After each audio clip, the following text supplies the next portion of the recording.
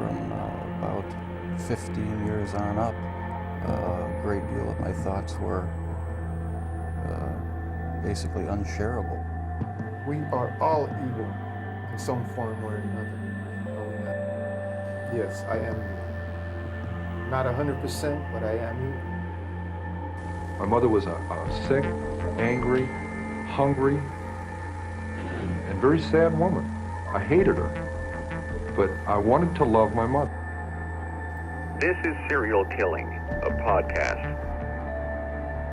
Hello again, and welcome to Serial Killing, a podcast. This is Alyssa Carroll, and I am your host and the creator of @serial_killing on Instagram, where we go through the life stories of serial killers to see if we might catch a glimpse of why they displayed their famous, vile, and disturbing behaviors. This week's podcast will be on Israel Keyes. Now, Israel is a very interesting case. I am so excited to get into this story with you guys. This podcast will probably sound a little different because researching Israel was not easy. There isn't much about his very early years other than the tidbits here and there. The superficial stuff, that any website has regurgitated from every other website. I had known about him previously, and I did do a whole chapter on him on Instagram, but I wanted to get into his childhood to see if there might be some reason, because it's really hard to determine based on the information that's readily available. I've always been very curious about Israel because he and I were, quite frankly, from the same generation. He's not a serial killer who murdered during the 70s, which is what we hear most about. He grew up around the same time I did, so I really wanted to know the entire story. So I read the book Devil in the Darkness by J.T. Hunter, and it was quite eye-opening. It hit me on a very personal level. The author does get into some pretty graphic detail about Israel's final victim, so I do want to caution you there. But it was an excellent book and a very easy read, so I recommend it. But let's just jump right into the story. Israel Keyes was born on January 7th, 1978, making him a Capricorn, in Richmond, Utah. Now, since Israel was born in the late 70s, we'll talk about the history around the time of the very early 80s. Most people look back quite fondly on this decade. The 80s were a great time for young people and kids due to serious advances in technology. People were able to buy personal computers, which were big, bulky machines, to say the least. I had a Tandy 1000. The monitor screen was rounded, and the whole thing was like a smaller television, except the screen was usually black with green lettering. We also had Atari game consoles, which I personally remember having as a little kid, and it was awesome. We were starting to be able to have the first home video gaming systems. Games like Frogger, Pong, Asteroids, Space Invaders, Pitfall, which was one of my favorites, and the worst Atari game ever, E.T. I logged so many hours trying to time that alien's movements just so. You know it was awful, just admit it. CDs were put on the market, making finding your favorite song on an album nearly instant, rather than having to fast forward or rewind your cassette tapes. Our music also became a lot more portable with Walkmans hitting the market, so we could put our headphones on, clip our Walkman to our waistband, and roller skate down the sidewalk. VCRs had been around since the late 70s, and now most people had one in their home. This meant a whole new business for the entertainment industry, and they began mass producing movies for home viewing. And with that demand came video rental stores like Blockbuster, Movie Gallery, Hollywood Video, Family Video, and so on. But you'd better have brought your movie back on time because those late fees were horrible. Camcorders made making home movies much more convenient compared to 8mm film and projectors and screens. Most of us that are of an age remember our parents or grandparents having that camcorder in our faces at every birthday party or day at the zoo. Filming our lives as we grew from infants to adults was easier than ever. Now let's talk about cable television. Some of the more middle to upper middle class households and above could actually afford cable television. By the end of the 70s, nearly 16 million households had a cable box on top of their TV. With this came so many more channels. I mean, we saw the birth of MTV. I mean, I don't really remember the birth of MTV, but I remember very early MTV. And this was back when it was actually a nearly constant stream of music videos. Heaven forbid. We also saw channels that you had to pay a little more for, such as HBO, Showtime, and Naughty Naughty Cinemax. It was also the golden age of primetime television. We had shows like Dallas, Dynasty, Cheers, Family Ties, The Cosby Show, Mork and Mindy, Knight Rider, and one of my personal favorites from back then, V. We saw the rise of daytime talk shows like Oprah, Geraldo Rivera, Phil Donahue, and at night, David Letterman was king. Some of the all-time favorite cast members of Saturday Night Live were also active. I mean, needless to say, we were not hurting for entertainment.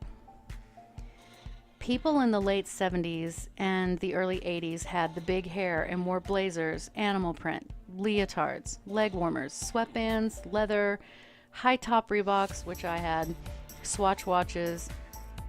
There are also a lot of famous people that were born in 1978, along with Israel, such as Ashton Kutcher, Michelle Rodriguez, Kobe Bryant, John Legend, Rachel McAdams, Jensen Ackles, and James Franco.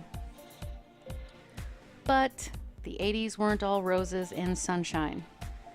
Big multinational corporations began moving their manufacturing overseas, mostly to Thailand, Mexico, South Korea, Taiwan, China, Japan, Germany. Also, the world population was growing at an exponential rate.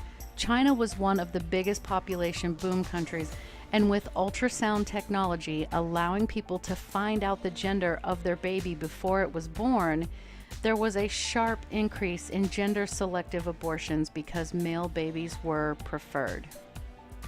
The Cold War was still very much a thing, but the end of it would not be far. The Middle East was constantly at war. Iraq was accused of using illegal chemical weapons to kill Iranian troops. Drugs were becoming such a problem that the First Lady Nancy Reagan began a campaign for children called Just Say No. People were entering rehabs with serious addictions to crack cocaine and heroin, and with the sexual revolution of the 60s and 70s came a quickly spreading virus, HIV, which developed into AIDS. Thankfully, once people fully understood how it was transmitted, safer sex practices began. But for the most part, the late 70s and early 80s were still a time of decadence. And perhaps because of that decadence, maybe that could explain why Israel's parents were the way that they were. So Israel Keyes was born the second of 10 children in a then fundamentalist Mormon household in Richmond, Utah, which is about 100 miles northeast of Salt Lake City. His parents were John and Heidi Keyes. John worked as a maintenance man and was described as hardworking as well as strict, but not to the point of abuse. He and his wife Heidi, who was a third-generation American whose family was from Sweden, they had married 3 years before Israel was born. The couple named all of their children based on biblical or godly or nature themes. For example, Israel, Sunshine, Autumn Rose, Charity, Hosanna, and so on.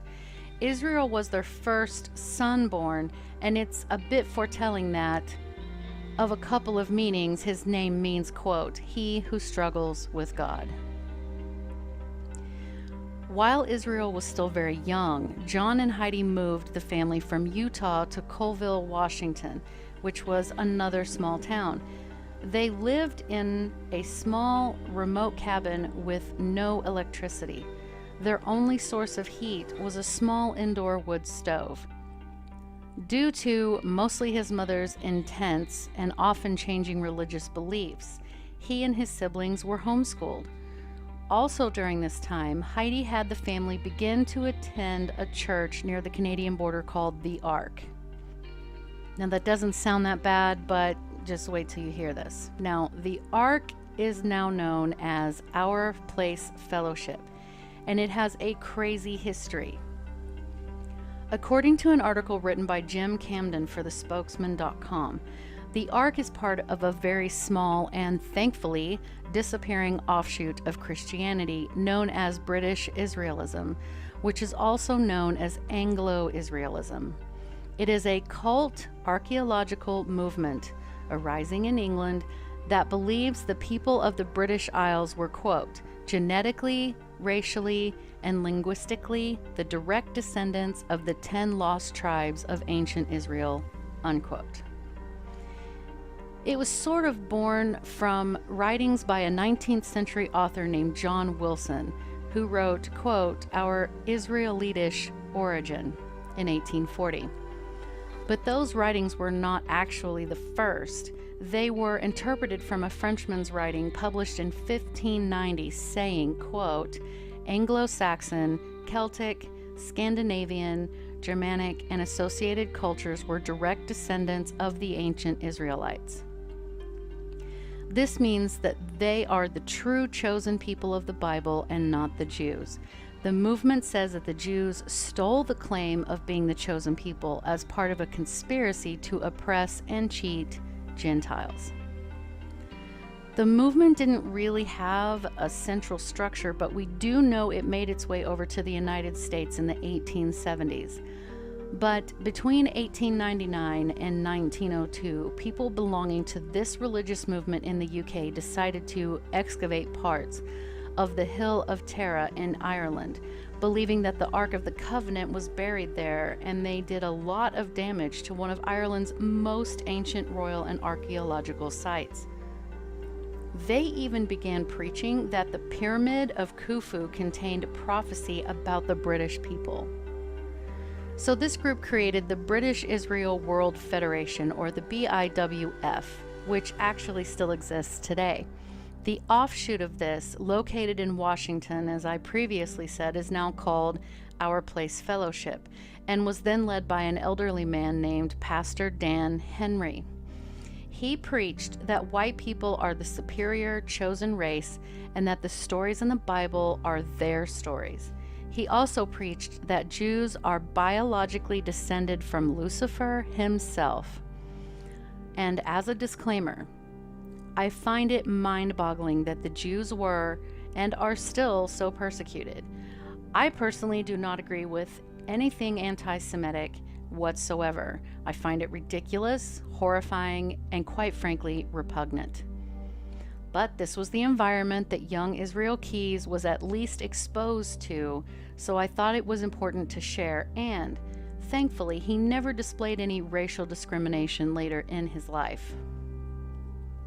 So also at this time, the family's closest neighbors were another famous family, the Kehoes, more importantly, Chevy and Shane. Now this family has a story.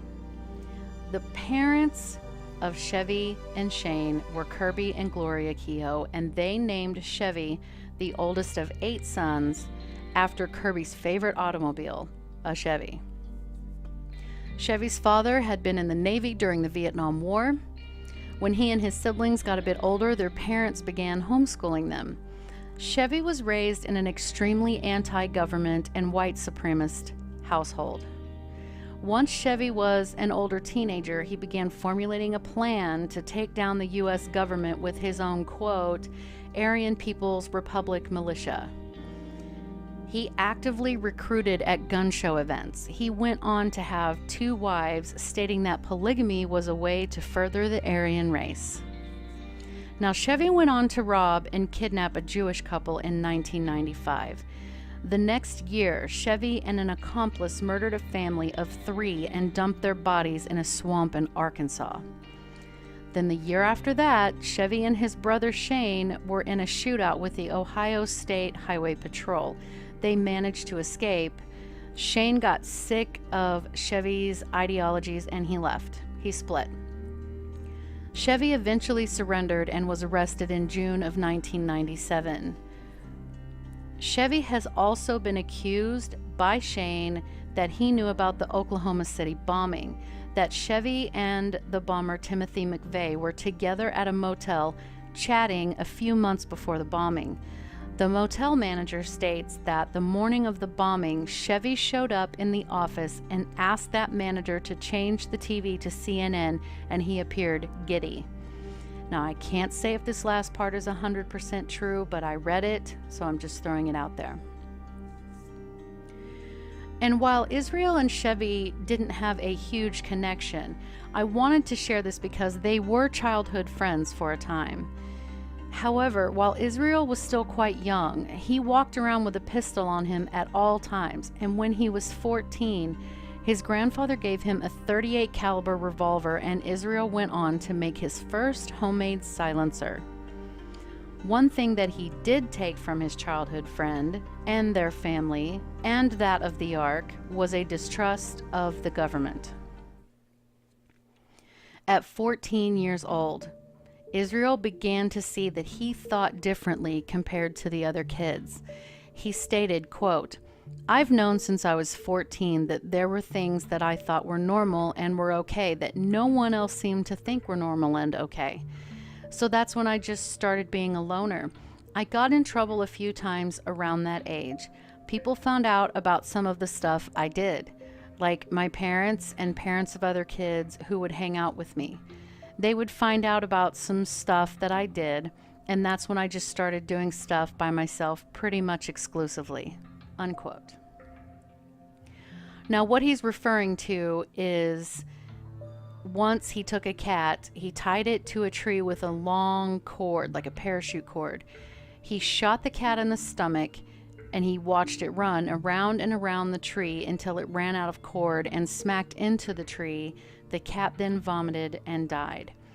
He thought it was funny how frantic the cat was. The friend that was with him was so horrified that he also threw up.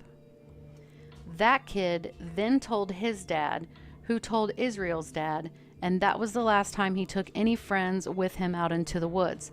This was when he decided to split his personality into what the public deemed acceptable versus his true inner self.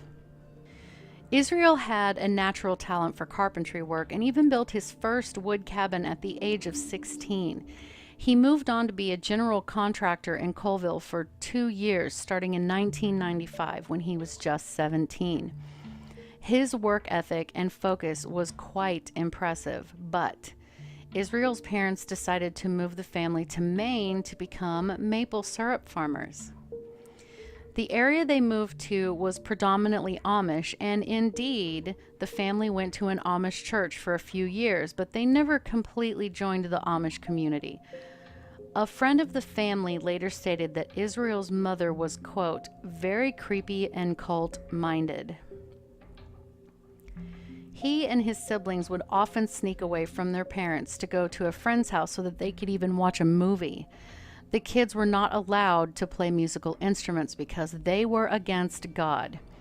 But Israel was the golden child of the family, and his siblings put him on a pedestal. But not too long after the family got established in Maine, Israel began to change. What prompted it isn't exactly known, but he was done feeling oppressed. He got into it with his parents, and as they verbally fought, Israel announced that he wanted nothing to do with their religious beliefs anymore, that he was atheist. His mother was horrified. She declared him a blasphemer, and he was immediately kicked out of the house and away from the family. His siblings were ordered to have nothing to do with him from that point on. So that's his childhood in a nutshell. Let's analyze that. Now, there are a lot of aspects about his childhood that I'm quite frankly not comfortable even touching. There are tons of religious beliefs out there, and I'm of the mind that people are free to believe whatever they want, as long as they aren't hurting anyone else or themselves, and they aren't trying to shove any religion down my throat. With that said, there are studies that exist that talk about children brought up in over-the-top religious parents who are kept away from the general population.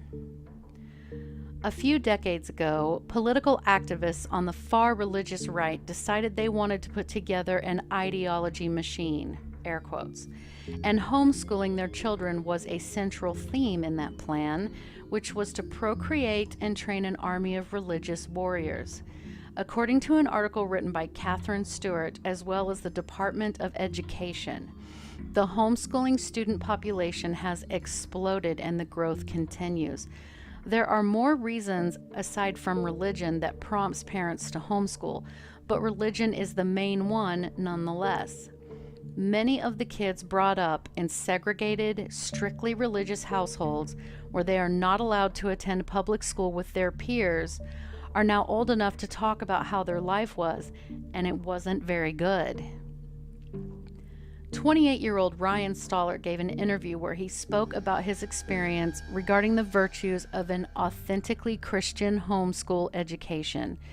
He said, quote, "The Christian homeschool subculture isn't a children-first movement. It is, for all intents and purposes, an ideology-first movement. There is a massive, well-oiled machine of ideology that is churning out soldiers for the cultural war. Homeschooling is both the breeding ground, literally when you consider the quiverful concept, and the training ground for this machinery. I say this as someone who was raised in that world," unquote.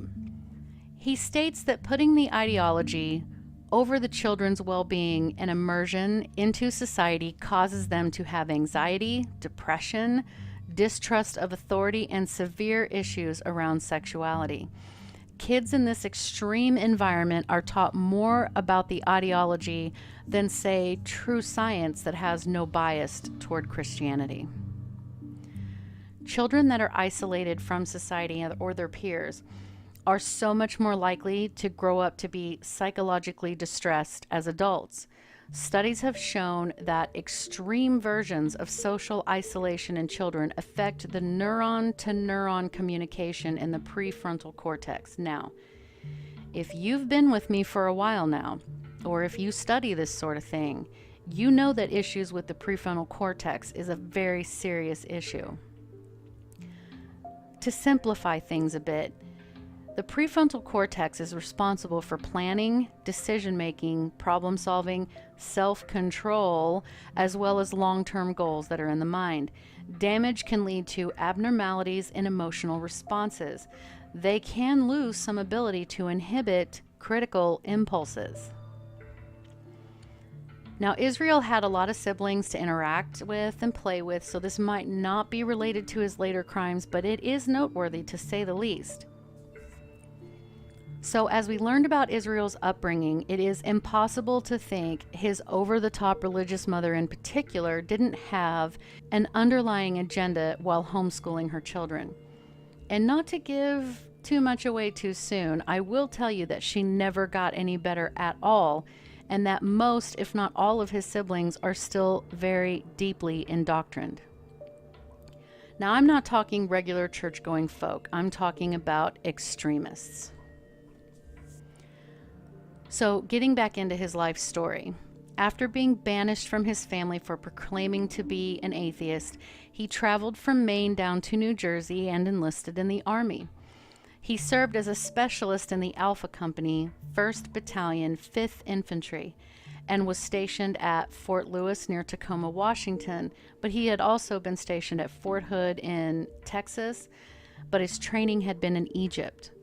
He was an excellent soldier, and he received an Army Achievement Medal for meritorious service while assigned as a gunner and assistant gunner in the Alpha Company 60mm mortar section. He also located and neutralized landmines. Imagine that stress. And it was commented that he was quite skilled at keeping his cool in these terrifying situations. It was also interesting to note, though, that as cool and as calm and as focused as he was as a soldier, that a fellow soldier that Israel shared a barrack with stated that though he and Israel did get along, he never dropped his guard around him. He stated that he had said something to Israel that offended him, and Israel replied, quite seriously, "I want to kill you." So in other words, Israel Keyes was a trained soldier. He thrived in that environment. These ingredients made him a trained killer. He loved planning and researching. He was described as a man of logistics, strict routine, and most importantly, he knew how to close himself off from the world, to internalize his deepest thoughts. He actually enjoyed that. And in a later interview, he said, quote, "There is no one who knows me, or who has ever known me, who knows anything about me, really. They're going to tell you something that is not going to line up with anything I tell you because I'm two different people, basically. And the only person who knows about what I'm telling you, the kind of things I'm telling you, is me," unquote. When they later asked him how long he had been two different people, he snickered and he said, "A long time, 14 years. So in 2001, when he was 23 years old, he was pulled over in Washington and arrested for driving under the influence, but he only received 1 day in jail and a $350 fine. And just before he was honorably discharged, he met Tammy Hawkins. Tammy was 9 years older than Israel, being born in 1969. Her father was African American and her mother was Native American, specifically the Makah tribe. Tammy came from a broken home when she was still quite young. Her father wasn't around much and he had another girlfriend on the side anyway. And Tammy's mother, who was 19 when she had her, eventually went on to be an alcoholic. She endured a lot of racial discrimination due to her lineage on the reservation, which is located in the northwestern top point of Washington state. Also, due to her mother's problems, she and her siblings were in and out of foster care a few times. Saying they were poor is an understatement. They were forced to live in houses that should have been condemned with no indoor plumbing or electricity. When Tammy was 16 years old, she too began drinking and found out quickly that she was addicted. But she joined Alcoholics Anonymous and she moved to Tacoma off of the reservation. So she sat down in a diner, I think, and while scanning a newspaper looking for a job, she saw an advertisement for a local chat line for people who were looking for someone to date. She decided to have some fun and give it a try, so she soon heard a message on the chat line from Israel, who was clearly meaning to leave a message for someone else entirely, and she decided to leave him a message telling him that he had done so, and he replied back quickly. He referred to himself as Is, and they had an instant connection. Tammy and Israel began to talk on the phone for hours, and then they eventually agreed to meet at a Mexican restaurant. So at first she wasn't really physically attracted to him. I mean, he was 6'2", but he was thin and a bit lanky, awkward. She stated that he came across as a nerd. And at first it was a little awkward, but they quickly fell into their comfortable conversation, already knowing that they had quite a bit in common, growing up poor with no electricity and so on. They were nearly inseparable from that meeting on. Their relationship turned sexual very quickly, and they both drank quite a bit together, even though Tammy knew that she had no business doing that. And out of every time they had sex with protection, they didn't one time. So after he had left to go back to work in his Army environment, she called him and told him that she had become pregnant. And at first, he asked her to have an abortion.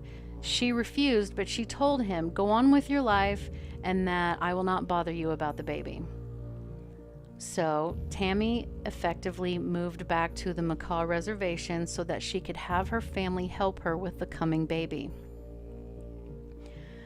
But he had had time to think about it, and once he was released from the Army, he tracked Tammy down and contacted her, stating that he wanted to be with her and he wanted to be a father to the baby, whose name is Sarah, by the way. So she agreed, and he moved onto the McCall Reservation with her and settled into a life of domesticity. He got a highly coveted job with the Parks and Recreation Department with the tribal authority, and he spent the majority of his time in the mountains and densely forested areas of the Olympic Peninsula. Also during this time, Israel began to kill. Who and exactly where? No one knows for sure. We only know that he alluded to the fact that he had killed some people in Washington while he was living there. When he began to fear that the number of people in the vicinity would draw attention, he decided he would kill outside of the state he was residing in at the time. He also hinted to the fact that he had killed someone in New York State, and also, as an added bonus, murder wasn't the only thing he did. He also robbed banks. Now, did he need the money? No. Because once he got out of the army, he made enough to support himself and his girlfriend and his daughter. He went on to be a general contractor and made excellent money. He said it was never for the money, really. It was for the adrenaline rush. But Israel was an excellent father. Due to his need for order and schedule, he made for nearly the perfect parent. He was up early at the same time every morning. He would make breakfast for their daughter, clean her up, get her dressed, and he took her to daycare and then later to school before work. In the evenings, he cooked his daughter dinner, spent time with her, and got her ready for bed. Tammy, on the other hand, was not faring so well. She had had to have a hysterectomy, and she was prescribed pain pills. Then not too long after, she was in a car accident and was prescribed more pain pills, and you guessed it, she became deeply addicted. She and Israel began to grow apart due to her addiction, even though he drank quite a bit himself, and he began sleeping on the couch. Then one day in 2007, he announced that he had another girlfriend, and due to her moving to Anchorage, Alaska, he was taking their daughter and moving there as well. Now, there was a custody battle, but ultimately Israel had Sarah most of the time. Once settled up there, he opened a business called Keys Construction, and his customers gave him rave reviews. He also began doing research on his computer. He stated that he began looking for small towns with little to no crime rate, and he would study it. He would pay attention to how many roads came in and out of the towns, traffic trends, hotels, and so on. And by the time he settled on where to go, the entire plan was in place. Then, in April of 2009, it was time to execute his plan, and Israel flew from Alaska to Chicago. He rented a car and began to drive east.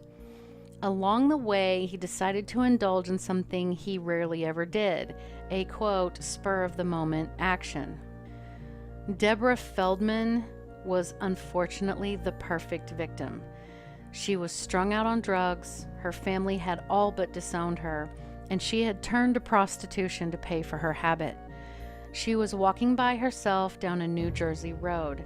Now, Israel was known to be in town at this time in a rental car, as one of his kill kits was discovered nearby.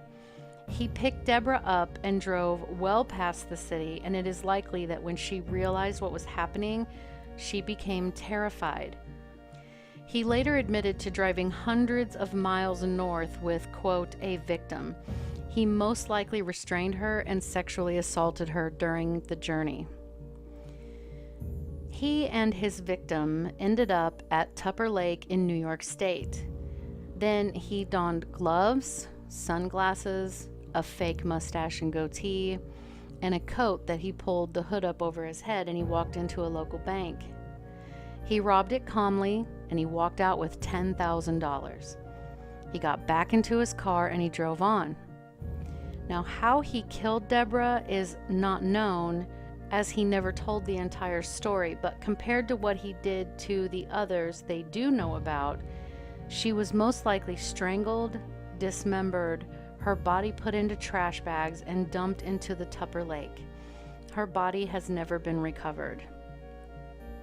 Keyes never fully admitted to killing her, but he certainly showed signs of recognition when they showed him a picture of her. He said, "I don't want to talk about her." So then the next day, after killing Deborah, Israel traveled back down southward and stopped in Essex, Vermont. He got a room at the Handy Suites and he paid with cash for 4 nights. Once settled in, he went outside and he began walking around looking for a secluded place to hide another kill kit, which was buried in an orange Home Depot bucket. A few days later, he drove to New Hampshire. He boarded a flight for Alaska, happy that the town and the tools were chosen and neatly hidden and in place. You see, this became his routine. He reveled in the thrill of the research, the timing, the traveling, the planning that he did, and even more so because he made sure it was completely at random. The authorities have no idea just how many people Israel Keyes actually murdered, but they've been able to trace a good amount of his traveling and are still, to this day, comparing that to missing persons reports, though it is still a very daunting task because he would travel for hundreds and hundreds of miles during these excursions. So 2 years later, Israel came full circle. In June 2011, 2 years after he had traveled there, he flew from Anchorage to Indiana. He got a rental car. He drove clear to New York to check on some land that he owned there, which was wild, unkempt, and had a dilapidated house on it, with the roof caving in. Side note, he said he never disposed of any of his victims on his land because he owned it and that would be traceable, which makes sense. So after checking his land, he then left New York and drove back to Essex, Vermont. He dug up his kill kit and began watching the local neighborhoods. He said he didn't want to choose anyone with children. That was out of the question. So he settled on a middle-aged couple, Bill and Lorraine Curriers. He also noticed not far from the couple's home was a farmhouse that was for sale that was basically deserted. One night he walked to their house. He let himself into their garage. He looked around to make sure there were no things for children inside, such as, bicycles and toys and so on. Satisfied, he broke the window on the door that connected the garage to the house, and he let himself inside. Wearing a headlamp, he snuck through the house quickly. He awoke Bill and Lorraine and bound them. He then put them in their own car, drove their car out of the garage, down the driveway, and to the farmhouse. Now, he didn't give a lot of detail about their murder, other than he ordered them at gunpoint down into the basement, and Bill began to get belligerent. Israel was beginning to lose his always calm and controlled demeanor, which upset him, and he shot Bill several times. He had tied Lorraine up on a bed upstairs, and he went up there and he raped her, and then he strangled her with a zip tie.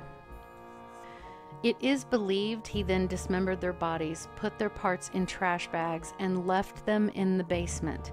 He attempted to set the house on fire, but the fire didn't ignite. It had been raining in that area quite a bit, and then he just calmly flew back home. Not long after the farmhouse was demolished, workers who were bulldozing it stated that they did detect a supremely foul odor coming from the basement, and one even said that he saw trash bags down there, but each thought that it was just simple trash and thought nothing of it. The remains of the couple as well as the house were taken to a local landfill, but their bodies were never discovered. So think about that, guys. From inception to execution, he took 2 years to do this. This was how he said he handled nearly all of his murders. Can you imagine the self-control he must have had to be able to put this much thought and effort into planning every little detail, and yet places and people were chosen at random? His last known murder was his undoing. Out of the 10 plus years that he had been actively a serial killer, He had learned, after admitting to killing people in Washington state while living there and realizing that that was a mistake, not to do that around his local area. But he didn't stick to it. He had been sort of itching for that adrenaline rush. He later said that he craved the rush and then the subsequent sense of calm and peace after murdering. Only with each murder, that feeling was decreasing in both strength and duration. He wanted a quick fix, and whether it was that he had begun to feel like he would never be caught or what it was, he started hunting in his hometown of Anchorage. So Israel began his hunt. He started watching and observing the comings and goings of the Common Grounds coffee booth. Now, this was a very small little trailer of sorts in a parking lot with a walk-up window. Now, these are quite popular in Alaska. 18-year-old Samantha Koenig was working that night. She was beloved by all that knew her, and she was described as bright, bubbly, and had desperately wanted to work at that coffee booth, much to the apprehension of her father, who had raised her as a single parent. But he finally gave his blessing. He couldn't tell her no anymore. Also, keep in mind, Anchorage in winter is unbelievably cold. It had been snowing a lot, and the pile of snow along the road that the highway crews scrape off of the roads was particularly high, making the little coffee shop all the more difficult to see from the road. On February 1st, 2012, now that's only 7 years ago, folks, just before 8 p.m., near closing time, a man said, quote, "Could I get an Americano, please?" And it startled Samantha for just a moment, but she happily began making his drink and they chatted for a bit. As she handed him his coffee and told him the price, she looked toward the window and there was a gun in her face. If you are so inclined, there is security camera footage of this on YouTube if you're curious. Her fear is visually palpable when she realizes the danger. He demanded her to turn the lights off, though it is believed that he wasn't actually aware of the security cameras. He then ordered her to crouch on the floor as he boasted calmly about how he'd killed before and what would happen to her if she tried to escape. To him, this is simply routine, and he liked that she complied. He made her empty the cash register till. Israel then told her to put on her coat as he pulled himself swiftly through the window inside the shop with her. He bound her wrists with zip ties and forced her out of the back of the shop. Unfortunately, she was too scared to push the installed panic button in the shop. He told her that she was to walk and act like they were a couple and that he was going to put his arm around her so if anyone saw them, they'd think nothing of it. Now, she did attempt to run from him, but he caught her nearly instantly, stuck the gun into her ribcage, and told her that if she did that again, she would not enjoy the outcome. So she gave in and complied. Later, he was asked, quote, "Since you were going on a cruise the next day, what were you planning to do with that person?" And Israel grinned and said, quote, "Well, I wasn't going to bring her with me." Israel then put her in his truck. He used more zip ties to ensure she was safely subdued and proceeded to drive around for hours, even stopping for fuel at one point. Also at one point, Samantha fearfully tells him that she needs to use the restroom, and he begrudgingly finds a remote place to pull over and let her relieve herself. All the while, he was telling her that he was going to only use her to get a ransom and then he'd let her go. So she relaxed ever so slightly, finding just that bit of hope in his promise. Around that time, her boyfriend went by the coffee shop to pick her up, but the place was dark and she wasn't there. He tried to text her repeatedly but got no response. He then called her father and told him that she wasn't there, and her father said everything was probably fine, give her time to respond to the texts about where she was. Both of them could not have been more wrong. Eventually, around 2 a.m., Israel decided to risk it, and he drove home with Samantha laying in the back seat of his work truck. His girlfriend was still awake inside, but he had prepared his shed ahead of time for this very reason. He had left heaters running. He had a 5-gallon bucket ready for her. He whisked Samantha out of the truck and he hurried her into the shed. He subdued her in the shed and told her he had to go do some things to get the ransom demand ready and that she'd better not make a sound. Now she agreed, but he still blasted loud music just in case. After he returned home around 4 a.m., he went inside his house to find his girlfriend asleep. He poured himself a glass of wine and returned to the shed. Now this part's going to get a little graphic, so just a little disclaimer. Now when he got back in the shed, Samantha was exactly where he had left her. He then calmly ordered her to lay face down on the floor. He bound her hands with rope up above her head and screwed them into the wall in front of her.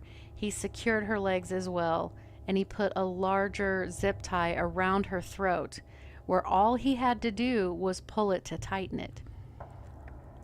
She begged, "Please don't rape me," to which he replied, "You knew this was coming." And then he did. I'm not going to get into the gory details. It's in that book I told you about. But regardless, when he was done, he simply grabbed the zip tie, pulled it as hard as he could, and strangled her. He then turned the heaters off. He wrapped her up in a tarp and put her inside of this long cabinet that he had in the shed. He then put 2 locks on the doors, went inside to call a cab that would take him to the airport to catch a flight down to New Orleans. He later stated that he smiled during the entire flight, feeling that deep sense of satisfaction after a fresh kill. He then boarded the cruise ship and was gone for 2 weeks. When he returned from New Orleans on February 11th, he rented a car and began driving over to Texas, where he robbed a bank. He then stopped at a gas station and got a kick out of watching the police cars race by on the road in front of him, responding to the robbery. Finally, on February 18th, he returned his rental car, having put 3,000 miles on it in 6 days. What he did during that time, no one knows for sure. Israel caught a flight back home on February 18th and made it just in time to get his daughter ready for school. With his girlfriend at work, he had plenty of time to deal with the body that he had left in his shed 17 days prior. Now, if you remember, he had turned the heaters off, so her body was frozen completely solid. He took the time to thaw it out completely. He then violated her corpse one last time. He then devoted the next couple of days gathering supplies like a Polaroid camera, fishing lines, sewing needles, makeup, and he found a newspaper dated February 13th and he bought it. He then went home and began trying to make Samantha look like she were still alive. And this is again kind of intense, guys. He took the fishing line and he sewed her eyelids open to make it look like she was awake, and had to do many, many layers of foundation to hide what we all know was happening to her skin. He then held the newspaper in front of her, propped up her face, and snapped a photo. That Polaroid is but a Google image search away, and it is haunting, knowing what he did to create that picture. Israel then typed a ransom note asking for $30,000 to be put into Samantha's bank account because he had her wallet. He then attached the note and the photo onto a pole at a park. Now it was time to get rid of the body. In a very kind of, quote, Dexter-esque move, he put plastic all over the walls and the floor of his shed. He then began to dismember her body, putting the remains into garbage bags. He actually triple wrapped the bags, and he left them in his shed for a few more days. Israel then drove to a nearby lake. He set up a quick ice fishing shack, took the bags inside, cut a hole through the 3-foot thick ice, and dropped her down into the lake. He then kicked back, he fished for a few hours, caught some fish, took them home, and made a fish dinner for his daughter and girlfriend. Now getting restless, Israel began trying to use various ATMs with her debit card to withdraw money to see if the ransom had been paid, but he could only draw $500 out at a time. By early March, there was a hit on her ATM card in Houston, Texas, at a bank across from the airport. Before he stopped at the ATM, he rented a white Ford Focus, which was visible on the ATM camera. In my opinion, that's a rookie move. I don't understand why he did that. But the FBI contacted Texas law enforcement to watch out for that car. Israel drove to another town in Texas for one of his sister's weddings, causing a scene, just exclaiming how he did not believe in God or any organized religion. You see, his family always held out hope that he would come to his senses and return to the faith. He told his family, quote, "You don't know what I've done. I have to drink every day to forget what I've done," unquote. After the wedding, he returned to his hotel room. The next day, he stepped out onto the balcony and saw a local police car driving slowly through the parking lot, but it drove away and Israel didn't dwell on it. But they were watching him. He later got in his car and began driving down the road, and they pulled him over. The officer asked for his license, which Israel politely handed over. The name and the picture on the license matched that of the suspect in Alaska. The officer started questioning Israel, and he became increasingly frustrated. He was a suspect because of the ATM card.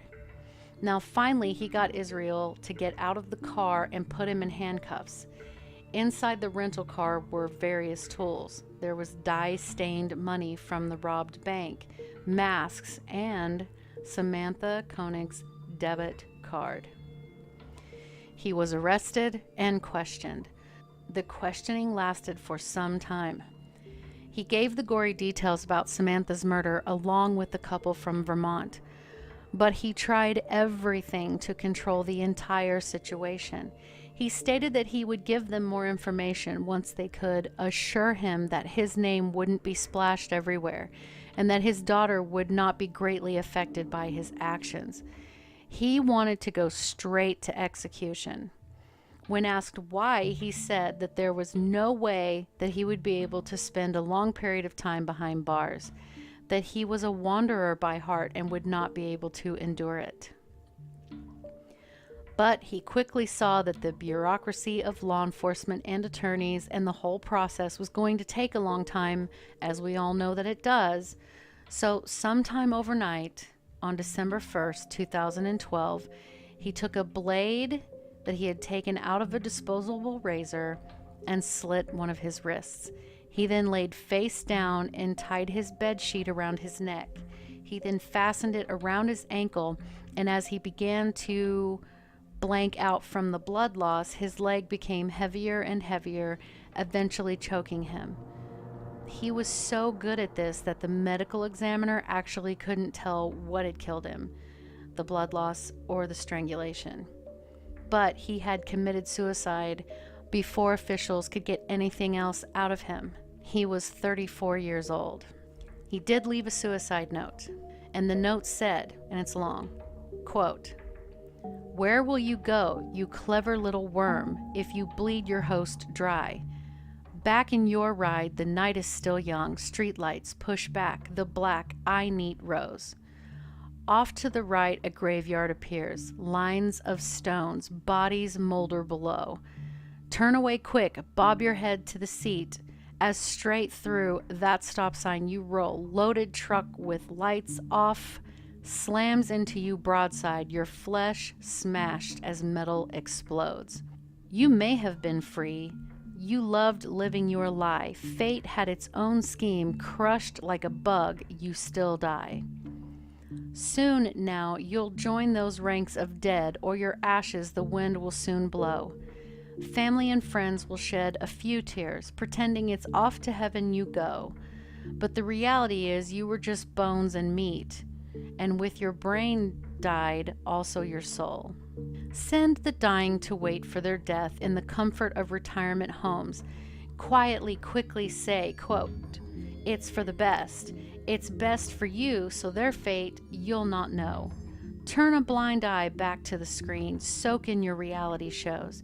Stand in front of your mirror and you preen in a plastic castle you call home. Land of the free, land of the lie, land of scheme, Americanize. Consume what you don't need, stars you idolize. Pursue what you admit is a dream, and it's American die. Get in your big car so you can get to work fast on roads made of dinosaur bones. Punch in on the clock and sit on your ass playing stupid ass games on your phone. Paper on your wall says you got smarts. The test that you took told you so, but you would still crawl like the vermin you are once your precious power grid's blown. Land of the free, land of the lie, land of the scheme, Americanize. Now that I have you held tight, I will tell you a story. Speak soft in your ear so you know that it's true. You're my love at first sight, and though you're scared to be near me, my words penetrate your thoughts now in an intimate prelude. I looked into your eyes. They were so dark, warm, and trusting, as though you had not a worry or care. The more guileless the game, the better potential to fill up the pools with your fear. Your face framed in dark curls like a portrait. The sun shone through highlights of red. What color, I wonder, and how straight will it turn, plastered back with the sweat of your blood?